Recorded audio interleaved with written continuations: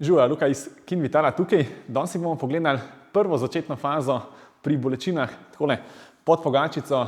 Govorili bomo o patelarni tendinopatiji. Zdaj vam bova z Jerco prikazala par vaj iz te prve faze. Jerca, pa greva kar najprej pokazati tale statičen španski počep. Mačkam spustiva dol. Tukaj, ker gledate, da je trup lepo pokončen, mačkam še mogoče nazaj. Tako ja, zadrživa v tej poziciji. Tlele vam prav pride lahko kakšna taka močna elastika ali pa en tak trak, da res lahko pokončno takole ohranjate položaj. Ena taka alternativa temu, malo lažja alternativa je tudi recimo polčep ob steni, da se naslonite na steno in zadržujete. To zadržite tako, da je srednje utrujenosti oziroma tam enih 30 do 60 sekund, pa v eni seriji ponovite ene 3 do 5 krat. Ok, to je prva taka varianta, ker dvigneva gor.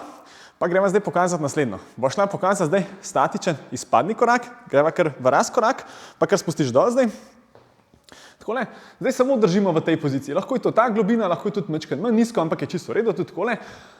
Za razliko recimo od navadnega počepa, mislim, od navadnega izpadnega koraka, tukaj se pravi samo zadržujemo položaj, ne prihaja do tega, da bi zibali gor dol, ker tale patelarna tetiva, se pravi tlele od pogačice navzdol, je precej občutljiva v začetni fazi na te obremenitve pri spremembah smeri in je veliko boljše uporabljati take statične zadeve. Se pravi, mogoče španski počep ali pa malo težja varianta je tale zadrževanje v izpadnem koraku.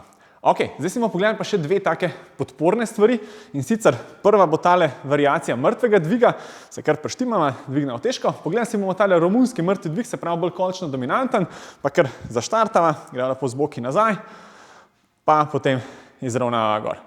Zdaj, zakaj so te stvari pomembne? Ker delava mi na tole. Zakaj so te stvari pomembne? Zato, ker v bistvu hočemo za vadbo vplivati ne zgolj na stanje, se pravi tele patelarne tetive, ampak tudi v bistvu s temi podpornimi vajami okrepi dober kolčni sklep, da bomo dobro funkcionirali pri teh iztegih. Pa še naslednjo stvar, ki si bomo pogledali, pomembno vlogo imajo tudi meča, ki v bistvu tudi dobro blažijo ob raznih pristankih, ok, kar odoživa. Pa gremo zdaj pogledati še vzpone na prste, ker se naslonva tlele. Tako da ne pozabiti tudi čisto na meča, se pravi meča so pomembna pri vseh doskokih, tudi lepo oblažijo in če so meča šibka, bo potem obremenitev na koleno večja. Tako da kakšni takile enonožni vzponi na prste bojo tudi zelo prav prišli. Evo, to je bilo par vajc iz tele začetne stopne. Če imate kakšno težavo pri izvedbi oziroma kakšno vprašanje, nam kar pišite na info@kinvital.si pa najdemo rešitev za vašo težavo.